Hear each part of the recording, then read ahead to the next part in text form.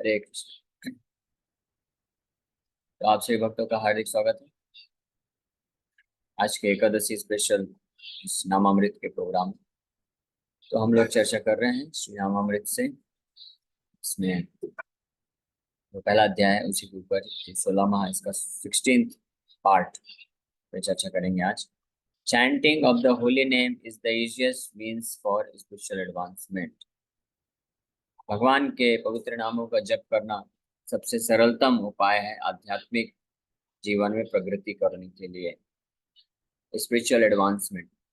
आज के समय में सब लोग बहुत प्रयत्नरत रहते हैं, प्रयास करते हैं कि कैसे मटेरियल एडवांसमेंट कर सकते। अब हर कोई एंशियस है ना, हर कोई जो है ईगर है, उत्साहित रहता है, इच्छुक रहता है। वो सबसे सरल और सबसे सर्वश्रेष्ठ उपाय क्या है जिससे हम भौतिक रूप से प्रगति कर सकें। भौतिक रूप से प्रगति मतलब किस तरीके से हम ज़्यादा से ज़्यादा धन कमा सकें, किस तरीके से हम ज़्यादा से ज़्यादा भौतिक सुख सुविधाओं को प्राप्त कर सकते हैं, किस तरीके से हम ज़्यादा से ज़्यादा इस संसार में नाम प्रतिष्ठा पद ये सब प्राप्त कर सकते हैं, किस तरीके से हम ज़्यादा से ज़्यादा अपने भौतिक शरीर का जो है रख रखाव कर सकते हैं। सब लोग उसके लिए चिंतित रहते हैं और इसके पीछे उद्देश्य क्या है?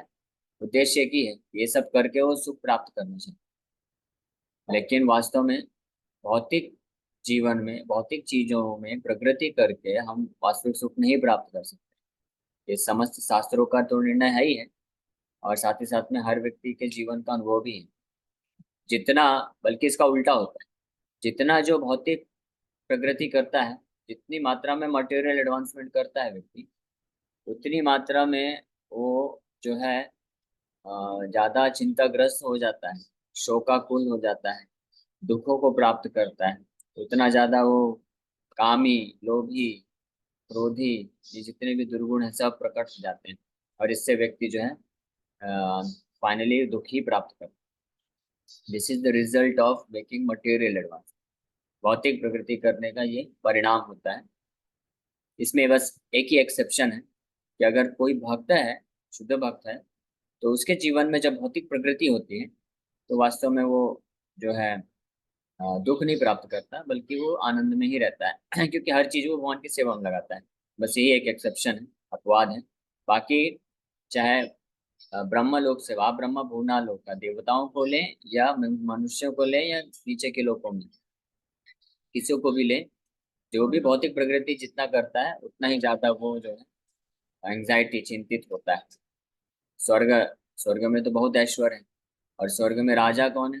देवराज इंद्र है। वो तो सारे देवताओं के राजा हैं, करोड़ों करोड़ों देवताओं के राजा। तो उनको देखिए कितना एंग्जाइटी रहती है, कितना टेंशन रहता है, कितना दुख को सामना करना पड़ता है। और दूसरी ओर इस संसार में भी जितने लोग धनी हैं उनको देखिए कितना एंग्जाइटी है, कितना टेंशन है। जो जितना बड़ा सेलिब्रिटी बन जाता है उसको उतना एंग्जाइटी, उतना टेंशन है, उतना दुख है, उतना शोक है। ज्यादा से ज्यादा जो लोग इस संसार में सुसाइड करते हैं, आत्महत्या करते हैं, जो लोग डिवोर्स करते हैं, है ना, और जो लोग एक दूसरे के प्रति जो संपत्ति हड़पने का कार्य करते हैं, अपराध करते हैं, दुर्व्यवहार करते हैं, तो ज्यादातर आंकड़े यही बताते हैं कि वो लोग, ये वही लोग हैं जो लोग जितना ज्यादा भौतिक प्रगति किए। इसमें ऐसे लोग आते हैं जो जिनके पास बहुत एजुकेशन है, जितनी बड़ी डिग्री है, जिनके पास जितना ज्यादा ऐश्वर्य है, जो जितने सुंदर दिखते हैं और जो जितने अच्छे परिवार के होते हैं, जो कुंती महारानी में से ये सब चीज बोलते हैं। इसीलिए भौतिक प्रकृति जो है वास्तव में बाधा है हमारे आध्यात्मिक जीवन में, यानी हमारे असली सुख की प्राप्ति में भौतिक प्रकृति बाधा होती है। लेकिन जो असली सुख प्राप्त करना चाहता है तो उसको आध्यात्मिक प्रगति करना जरूरी है। हाँ, तो जिस प्रकार से हम लोग अभी तक भौतिक प्रगति करने के लिए, भौतिक जीवन में आगे बढ़ने के लिए बहुत उत्साहित रहे हैं और हमको उससे सुख नहीं मिला है, न केवल इस जन्म में बल्कि पिछले कई कई जन्मों में। अब हमारे पास अवसर प्राप्त हुआ है भगवान की कृपा से कि हम आध्यात्मिक जीवन में प्रगति करने के लिए उत्साहित हो जाए। तो जो भी ये जो आज हम चर्चा कर रहे हैं ये उन भक्तों के लिए है, उनके लिए है ये, जो लोग आध्यात्मिक जीवन में प्रगति करना चाहते हैं। आध्यात्मिक जीवन में प्रगति करना मतलब जो वास्तविक आध्यात्मिक सुख को प्राप्त करने के इच्छुक हैं, जो लोग अपने आप को, अपने संसार से, अपने जीवन से समस्त दुखों को हटाना चाहते हैं, इसके इच्छुक हैं, उनके लिए है ये वो किस प्रकार से आध्यात्मिक जीवन में प्रगति कर सकते हैं। तो आध्यात्मिक जीवन में प्रगति करने के कई उपाय हैं। जो सर्वश्रेष्ठ है वो क्या है? Chanting of the holy name is the easiest means. ये सबसे सरलतम उपाय है आध्यात्मिक जीवन में बहुत जल्दी तीव्रता से प्रगति करने के लिए। केवल अगर कोई हरिनाम का आश्रय लेता है, ये सबसे सरल भी है और सबसे सबलाइम भी है। सबलाइम मतलब ये इफेक्टिव भी है, ये तुरंत रिजल्ट भी देता है। जैसे प्रभुपाद जी इसी बेसिस पे, ये शास्त्रों का निष्कर्ष जो अभी चर्चा करेंगे, प्रभुपाद जी इसी बेसिस पे बोले कि 99% of our spiritual advancement depends upon how we chant Hare Krishna. 99% जो हमारा भक्ति में, आध्यात्मिक जीवन में प्रगति है, वो निर्भर करता है तो हमारी जप पे, हमारे चैंटिंग में। तो चैंटिंग पे निर्भर करता मतलब दोनों चीज, क्वालिटी एंड क्वांटिटी, ये दोनों पे निर्भर करता है। इन दोनों में से अगर कोई एक भी कॉम्प्रोमाइज हुआ तो अच्छे से प्रगति नहीं हो पाएगी। तो क्वांटिटी भी बहुत जरूरी है, क्योंकि जब क्वांटिटी नहीं रहेगा तो क्वालिटी का मतलब क्या रहेगा? माना सब्सटेंस तो होना चाहिए ना। जैसे किसी ने बहुत स्वादिष्ट पकवान बनाया, हाँ क्वालिटी बहुत अच्छा है, लेकिन स्वादिष्ट है, सब कुछ है, लेकिन आपको बस मान लीजिए स्वीट राइस बनाया, बहुत अच्छा खीर बनाया है, बहुत अच्छा है, बहुत टेस्टी है, और आपको बस एक चम्मच ला के दे दिया हाथ में, महाप्रसाद की तरह वितरण कर दिया आपको चरणामृत की तरह। तो क्वालिटी तो बहुत अच्छा है, आप उसको टेस्ट करेंगे, वाह बड़ा दिव्य आनंद आ गया, लेकिन क्वांटिटी नहीं है, तो ऐसे क्वालिटी का कोई मतलब नहीं है ना। और वही क्वांटिटी तो बहुत सारा है, लेकिन क्वालिटी नहीं, तो भी आनंद नहीं देगा। इसलिए दोनों पे फोकस करना है। ये दोनों ही चीज पे निर्भर करता है किसी व्यक्ति का, विशेष रूप से भक्तों का आध्यात्मिक जीवन में प्रगति का। इसलिए और जो क्वालिटी होती है वो एकाएक नहीं विकसित हो पाती है, उसमें समय लगता है। तो पहला जो हमारा प्रयास होना चाहिए, जो हम करना चाहिए, वो है क्वांटिटी पे फोकस करना चाहिए। पहला हमारा प्रयास क्वांटिटी, ज्यादा से ज्यादा हम नाम जप करेंगे, और जितने ज्यादा से ज्यादा नाम जप करेंगे और साथ ही साथ में हम जब भक्तों के संग में रह के श्रवण करेंगे, नाम की महिमा, भगवान की महिमा, संबंध ज्ञान जानेंगे, तो नाम जप करने में फिर धीरे धीरे क्वालिटी भी विकसित होगा। और जब क्वालिटी, जितनी मात्रा में क्वालिटी विकसित होगा नाम जप करने में, उतनी ही मात्रा में क्वांटिटी और बढ़ाने का इच्छा उत्पन्न। अगर हम नाम जप कर रहे हैं और हमारा इच्छा नहीं हो रहा है और ज्यादा, 16 माला हो गया और अब हमारा इच्छा नहीं हो रहा कि हम और ज्यादा नाम जप करें, इसका मतलब क्वालिटी नहीं है वहाँ पे, तो third class quality, third class, fourth class बोल सकते हैं। और अगर नाम जप कर रहे हैं और इच्छा हो रहा है, यानी क्वालिटी में वृद्धि हो रही है कि हम और इच्छा और ज्यादा जप करना चाहते हैं। तो टेस्ट की हम लोग बात नहीं कर रहे हैं, रुचि तो एक अलग चीज है। टेस्ट, हरिनाम जप में टेस्ट तो अच्छे अच्छे प्रकार से परिपक्व होने के बाद ही प्राप्त होता है। यानी लंबे समय तक तो भक्त ज्यादा से ज्यादा भगवान के नाम का जप कर चुका होगा, अपराध से बचने का प्रयास करते करते, तब हम आशा कर सकते हैं कि हम चैंटिंग में टेस्ट को विकसित कर सकते हैं, रुचि विकसित कर सकते हैं। लेकिन क्वालिटी चैंटिंग हमारे लिए अभी ये है कि अगर हम दृढ़ निश्चय रखते हैं, हम ये इच्छा रखते हैं कि हम और नाम जप करना चाहते हैं, 16 माला ही क्यों, और ज्यादा 18 माला, 20 माला, 25 माला, डेली के हिसाब से। और एकादशी आप सबके लिए विशेष ये अवसर है, भगवान की कृपा है कि आप 64 माला जप कर सकते हैं। ये कोई कठिन कार्य नहीं है, ये आराम से कई लोग करते हैं ऑलरेडी। इस प्रकार से जब हम करते हैं तो जो है नाम के प्रति हमारा जो क्वालिटी है वो विकसित होता है, और धीरे धीरे ऐसे जब करते करते एक दिन हम रुचि भी विकसित कर सकते हैं। रुचि का मतलब होता है, रुचि और आसक्ति, ये सब जो स्टेजेस है, इस स्टेज पे नाम अपने आप को प्रकट करते हैं। नाम स्फुरण बोलते हैं, नाम स्फूर्ति होता है, परिणाम की स्फूर्ति। अभी हम नाम उच्चारण करने का प्रयास करें, जिसको अक्षर नाम भी भक्ति विनोद ठाकुर वर्णन करते हैं, ये छाया नाम या उसी को नामाभास बोला जाता है। वास्तविक नाम अभी हम नहीं जप कर पा रहे। वास्तविक नाम के नाम स्फुरिति जिसको बोला जाता है कि नाम स्फुरित हो चुका है। यानी नाम, हरिनाम कौन है? हरिनाम प्रभु है, कृष्ण से अभिन्न नहीं, वो स्वयं कृष्ण है। तो अगर कृष्ण किसी के हृदय में, जीवा में प्रकट हो गए तो उसको कभी बोर लग ही नहीं सकता है। उसको कभी ऐसा नहीं लगेगा कि अब मैं नाम जप करना छोड़ दूं। वो और उत्साहित होगा और नाम जप करना चाहेगा। उसके हर एक शरीर के हर एक अंग में कृष्ण चेतना विकसित हो जाएगी। उसको दिव्य आनंद की प्राप्ति होगी। गीता में भगवान बोलते हैं, यम लब्ध्वा चा परम मन्यते ना तदा अधिकम। वो ऐसे दिव्य आनंद या अनुभूति साक्षात्कार को प्राप्त करता है कि वो और कुछ अ, उसको इस संसार का हर चीज तुच्छ लगता है, और कुछ कोई भी संसार का भौतिक आकर्षण उसको अधिक नहीं लगता है। उसको कैवल्यम नरकायते, त्रिदशपुर आकाश पुष्पायते, विधि महेंद्र आदि कीटायते। ये उसके लक्षण हो जाते हैं। इसका उसका ऐसा विचारधारा हो जाता है। कैवल्यम मतलब मुक्ति, उसको नरक के समान लगता है।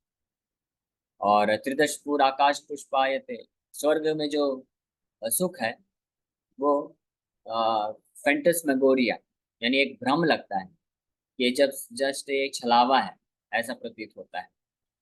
और जो विधि महेंद्र, विधि ब्रह्मा जी, महेंद्र इंद्र देवराज स्वर्ग के राजा, वो जो पोजीशन है उसको एक कीट मकोड़े की तरह लगता है। जैसे छोटे कीटे मकोड़े होते हैं तो उस उनके जैसा तुच्छ लगता है वो पोजीशन।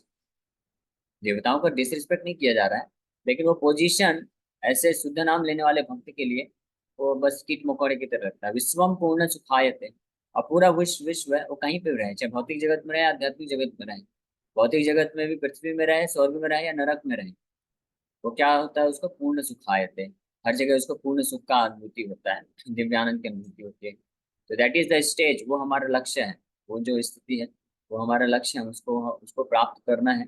और वो प्राप्त किया जा सकता है, वो भक्त प्राप्त कर सकता है जो साधु मार्गानुगमनम, साधुओं के द्वारा शुद्ध भक्तों के मार्ग में बताए हुए उनका अनुगमन करते हुए साधना भक्ति को, किंतु आदराद अनुदिनम खलु स एव जुष्टा स्वादि क्रमात् भवति तद ग्रंथ मूल हंति। आरूप गोस्वामी बताते हैं, शायद कृष्ण नाम चरितादि सिताप्य विद्या पित्तोपतप्त रसन सनरोचिकान। भगवान के कृष्ण के नाम, उनकी दिव्य लीलाएं, गुण रूप सब क्या है? ये बहुत ही टेस्टी है, बहुत ही में रस भरा हुआ है। एक कृष्ण नाम कोई लेगा, हरे कृष्णा, उसको ऐसा दिव्य आनंद की अनुभूति होती है जो वास्तविक नाम लेता है, कि इस पूरे भौतिक सृष्टि का सारा जो सुख है उसको एक साथ रख दिया जाए, और कृष्ण के एक नाम का जप करने में जो आनंद है वो वो सागर की तरह होता है। और पूरे ब्रह्मांड का जो सुख है, जितने भी वैरायटी के सुख है, सबको एक साथ रख दिया तो उस सागर के सामने एक बूंद की तरह लगती है। तो ये इतने मधुर है भगवान के दिव्य नाम। लेकिन जिनके जीवा में या जिनकी चेतना में अविद्या के छाले हैं, पीलिया हो गया है, जिसको पीलिया जब हो जाता है तो टेस्टी जो शुगर केन जूस है वो कड़वा लगता है। उसी प्रकार से जिसको जॉन्डिस हो गया है, पीलिया हो गया है, अविद्या रूपी पीलिया हो गया है, तो उसको वही नाम जो इतने मधुर हैं उसको कड़वे लगते हैं, उसको बोर होता है, मन करता नहीं, मन बार बार इधर उधर भटकाता है। लेकिन रूप गोस्वामी बताते हैं कि क्या तरीका है। तरीका ये नहीं है कि ठीक है मन नहीं कर रहा नाम जप करने में तो फिर क्यों नाम जप करे, छोड़ो, हो गया 16 माला हो गया, 25 माला हो गया, अब छोड़ दो। नहीं, ये तरीका नहीं है। रूप गोस्वामी तरीका बताते हैं ये बीमारी से हम कैसे अपने आप को हटा सकते हैं। तो दो चीज है, किंतु आदरात अनुदिनम खलु स एव जुष्टा स्वाति क्रमात् भवति तदगंत मूलहंत्री। किंतु आदरात, लेकिन आदर पूर्वक, अनुदिनम, लेकिन आदर पूर्वक जो भक्त रेगुलरली ज्यादा से ज्यादा मात्रा में डेली नाम का आश्रय लेता है, तो वो अ, क्या होता है? तदगंत मूलहंत्री, कि वो मूल से ये जो डिजीज है, पीलिया है, जॉन्डिस है, ये नष्ट हो जाता है। और वो भक्त फिर इसी दिव्य नाम में दिव्य आनंद को प्राप्त करता है। कभी हमको फोर्स लगाना पड़ता है कि हम डेली 16 माला करें, और एकादशी 64 माला वो करते हैं तो फोर्स करना पड़ता है, जिनको भी तकलीफ होता है। लेकिन ये इसको अगर जो जितना गंभीरता से सीरियस होकर के और आदर पूर्वक भगवान के नाम का जप करेगा, मन को इग्नोर करते हुए, मन के समस्त प्रकार के जो ये प्रलोभन आते हैं, डिस्ट्रैक्शन आते हैं, उसको ना ध्यान देते हुए केवल फोकस करेगा हरे कृष्ण हरे कृष्ण कृष्ण कृष्ण हरे हरे, हरे राम राम राम हरे हरे, ऐसा करता रहेगा तो स्वादि क्रमात् भवति, स्वादि इसमें स्वाद उत्पन्न हो जाएगा, क्रमात् मतलब क्रमशः धीरे धीरे, जितनी मात्रा में हृदय में जो लेयर्स बनी हुई है, हृदय में लेयर्स परतें हैं, बहुत सारी परतें हैं, अज्ञानता की परतें हैं। तो जितना मात्रा में हम ध्यान पूर्वक आदत पूर्वक नाम जप करते जाते हैं, उतनी मात्रा में एक एक परत जो है नष्ट होती जाती है। तो जिस तरह से हमने करोड़ों खरबों खरबों जन्मों से अपने हृदय में चेतना में ये दूषित परतें की कई करोड़ों परतें एकत्रित कर ली, तो इसीलिए हमको अभी उतनी ही मात्रा में नाम जप करना है, ज्यादा से ज्यादा। अधैर्य अधीर नहीं होना चाहिए भक्तों को। यार अभी तो 2 साल हो गया, 5 साल हो गया, मैं 16 माला डेली कर रहा हूँ, कुछ हो क्यों नहीं रहा? तो दो कारण है, क्योंकि अभी हमने इतना ज्यादा नाम नहीं जप किया, दूसरा हम उतना अच्छे से कर नहीं, क्वालिटी क्वालिटी नाम पे अभी हम पहुंचे नहीं। तो इसके लिए ही ज्यादा से ज्यादा नाम जप करना और ध्यान पूर्वक प्रयास करना हम हमारे हाथ में है, प्रयास करना। ये जो अभी की जो स्टेज है, इसमें वास्तव में क्वालिटी नाम हो नहीं सकता है। पूर्ण रूप से ध्यान पूर्वक नाम कोई जप नहीं कर सकता अभी के स्टेज में। अनर्थ निवृत्ति का जो स्टेज है, निरपराध नाम जप नहीं हो सकता, क्योंकि ये स्टेज ही ऐसी है जिसमें क्योंकि मन में बहुत सारे विकार हैं, तो मन जो है विचलित होगा ही होगा। लेकिन हमारे हमको ये नहीं बोला जा रहा है कि हमको ध्यान पूर्वक जप करना। हमको क्या करना है? ध्यान पूर्वक जप करने का प्रयास करना। अगर कोई भक्त ये डिटर्मिनेशन के साथ, दृढ़ निश्चय के साथ ध्यान पूर्वक नाम जप करने का बस प्रयास करेगा, ध्यान पूर्वक कर नहीं पाएगा, लेकिन ध्यान पूर्वक करने का प्रयास करेगा, तो इसी से वो धीरे धीरे सफलता को प्राप्त कर लेगा। यही इसका जो है रहस्य है इसके पीछे, इसको करने का। जैसे जो छोटा बच्चा होता है, वो जब लिखना प्रारंभ करता है, तो उससे ये आशा नहीं की जाती, माँ बाप ये आशा नहीं करते हैं, टीचर ये आशा नहीं करते हैं कि वो लिखेगा तो बहुत अच्छी राइटिंग में आ जाना चाहिए और बहुत फास्ट लिख लेना चाहिए। नहीं, वो आशा नहीं है। आशा क्या है कि वो प्रयास करेगा कि मुझे जैसा अक्षर दिख रहा है वैसा बनाने का प्रयास करेगा। बना नहीं पाएगा कभी उस तरह से, लेकिन वो प्रयास करेगा, उसको फॉलो करते करते, तो धीरे धीरे धीरे धीरे करते करते एक दिन वो एज इट इज बहुत सुंदर राइटिंग बना लेगा और फास्ट भी लिखना चालू। जैसे जो पहले के समय में, आज के समय में तो सब जीपीएस सिस्टम हो गया है। पहले के समय में जब शिप वगैरह को लेके जाना होता था, तो वो कैसे जाते थे? वो पोल स्टार को देखते थे, पोल स्टार फिक्स होता है, तो उसके अकॉर्डिंग डायरेक्शन डिसाइड करके और उसको फॉलो करते हुए जाते थे। पोल स्टार को फॉलो कर रहे हैं, लेकिन पोल स्टार नहीं जाते। हाँ, ध्रुव तारा को देख रहे हैं, उसको फॉलो कर रहे हैं, लेकिन क्या शिप ध्रुव तारा में थोड़ी ना पहुंच जाएगा, वो तो पृथ्वी में ही रहने वाला है। लेकिन उसको फॉलो करते करते वो अपने डेस्टिनेशन में पहुंच जाएंगे, है ना? तो उसी प्रकार से हम ध्यान पूर्वक जप करने का प्रयास करने मात्र से ही हम एक दिन क्वालिटी चैंटिंग पे अपने आप को पहुंचा सकते हैं। और नाम अपराध से बचना वो बहुत महत्वपूर्ण है, तो उसमें हम लोग चर्चा करेंगे अ, कुछ ही समय में। धीरे धीरे हमारे पास मैक्सिमम डिवोटीज जब हो जाएंगे जो 16 माला जप कर रहे हैं और 64 माला एकादशी कर रहे हैं, तो हम लोग इन जनरल क्लासेस में भी ये नाम अपराध से चालू कर देंगे। तब तक ये हम लोग नाम अमृत करते डिस्कस कर रहे हैं। The chanting of Hare Krishna is the easiest means of self-realization. Krishna says that out of many thousands of people, one may try to make perfection in this life. And out of many millions of such persons on the path of perfection, only one may understand Krishna. So understanding Krishna is not very easy, but it is also the easiest. It is not easy, but at the same time, it is the easiest. It is the easiest if you follow the prescribed forms. भगवान कृष्ण को समझना अत्यंत कठिन है। मनुष्याणाम सहस्रेषु कश्चित् यतति सिद्धये तामपि सिद्धानाम कश्चिन् माम वेत्ति तत्त्वतः। पर हजारों हजारों मनुष्य में कोई होता है जो आध्यात्मिक मार्ग में आने के लिए इच्छा रखता है, और उनमें से हजारों लोग ऐसे, हजारों जो इच्छा रखने वाले होते हैं, उनमें से कश्चित् यतति सिद्ध है, उनमें से कुछ लोग सिद्धि को प्राप्त करते हैं, और फिर उनमें से हाँ यतताम अपनी सिद्धा नाम कश्चिन माम वेत्ति तत्त्वतः। और ऐसे कई सिद्धों में से भी कोई विरला होगा जो कृष्ण को समझ पाएगा। इतना कठिन है कृष्ण को समझना या भगवद गीता को समझना तत्वतः। ऊपर ऊपर से तो कोई भी जान सकता है। तो 5 साल का लड़के को, आप बच्चे को भी बता दो कि कृष्ण ने ऐसा गोवर्धन उठाया था, कृष्ण ऐसा जन्म हुआ था, कृष्ण को मथुरा से गोकुल लेके गए थे, तो वो भी स्टोरी फॉर्म में रिपीट कर देगा। तो उसको कृष्ण को तत्वतः समझना नहीं बोलते हैं, वो बस बाहरी रूप से समझना है। तात्विक अंडरस्टैंडिंग, तत्व के साथ समझना, मतलब कि जो जो है आध्यात्मिक स्तर पे स्पिरिचुअल प्लेटफॉर्म में आकर के दिव्य स्थिति में जाके समझता है। तो ये बहुत अत्यंत कठिन कार्य है। ये ज्ञानी से बड़े ज्ञानी लोग भी नहीं समझ सकते हैं, हजारों साल तपस्या करने वाले ध्यान योगी भी नहीं समझ सकते हैं। लेकिन चैंटिंग ऑफ हरे कृष्ण महामंत्र इतना पावरफुल है कि इसके द्वारा ये इजिएस्ट है, इसको इजी बना दिया गया है। बड़े आसानी से व्यक्ति कृष्ण को ना केवल समझ सकता है बल्कि कृष्ण के प्रति प्रेम विकसित कर सकता है। ये बड़ी अद्भुत बात है। बाकी जो मार्ग हैं, ज्ञान योग, ध्यान योग, अष्टांग योग जो भी हैं, उसके माध्यम से कई हजारों हजारों जन्म लग जाते हैं केवल कृष्ण को, भगवान को समझने के लिए। उसमें गारंटी नहीं कि समझ ही पाएगा। और फिर समझने के पश्चात जब वो किसी भक्त के संपर्क में आएगा, भक्ति का प्रोसेस अपनाएगा, तब जाके वो कृष्ण के प्रति, भगवान के प्रति प्रेम विकसित कर सकता है। लेकिन भगवान श्री चैतन्य महाप्रभु की कृपा से ये दोनों कार्य बहुत इजी हो गया है हरे कृष्ण महामंत्र जप करने से। ना केवल कोई कृष्ण को समझ सकता है बल्कि कृष्ण के प्रति प्रेम भी प्राप्त कर सकता है बड़े आसानी से।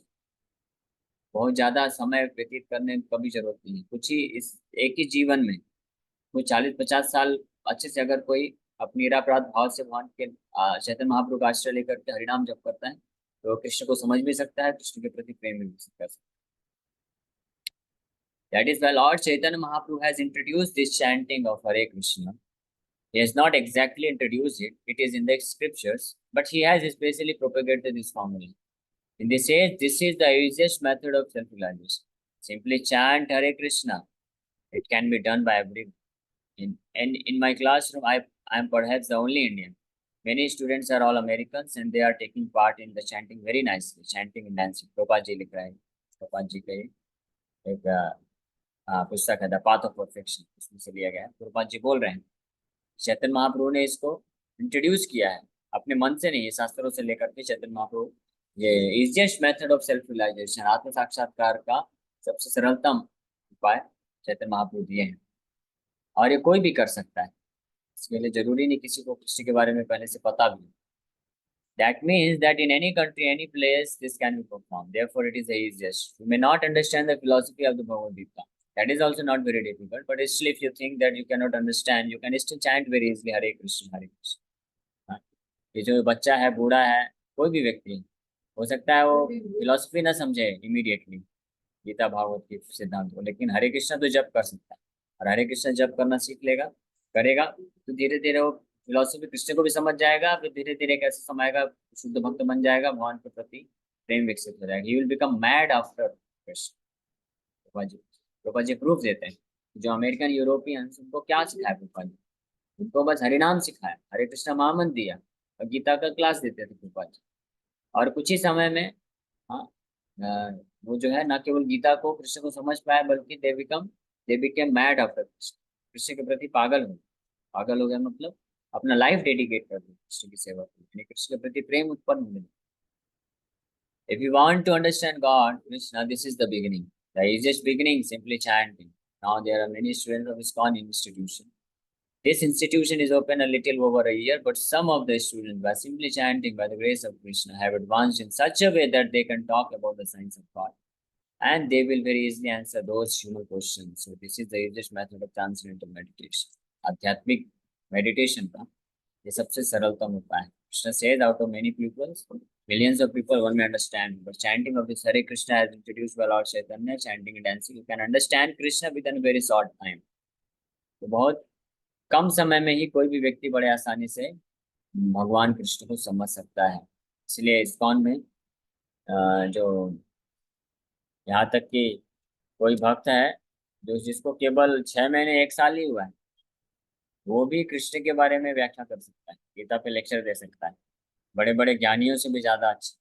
ज्ञानी लोग तो इधर उधर भटकते रहते हैं, भगवान निराकार है, ब्रह्मवादी है, मायावादी, ये सब। लेकिन इस्कॉन में जुड़ा कुछ महीने में भी जो हरे कृष्ण 16 माला जप करता है, 4 नियम पालन करता है, वो समझा सकता है कृष्ण सच्चिदानंद विग्रह है, परम पुरुष है, परम भगवान है, उनको समझ।